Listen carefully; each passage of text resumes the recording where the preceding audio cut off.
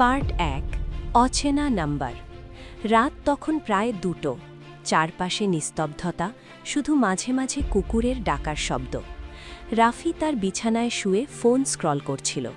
Facebook, YouTube সব ঘেটে ফেলেও তার ঘুম আসছিল না। হঠাৎ ফোনে একটা মেসেজ নোটিফিকেশন, একটা অচেনা নাম্বার থেকে।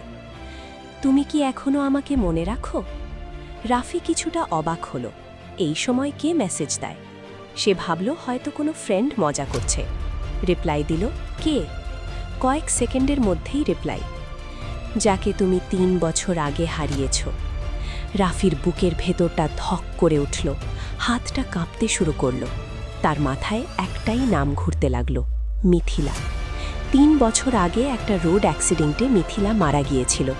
সেই রাতটা এখনও রাফির কাছে দুঃস্বপ্নের মতো। সে আবার টাইপ করল, তুমি কে? এইসব বাজে মজা করো না। ওপাশ থেকে রিপ্লাই এলো, আমি মজা করছি না রাফি। রাফির গলা শুকিয়ে গেল। এই নামটা তো সে নিজে বলেনি। তাহলে কে?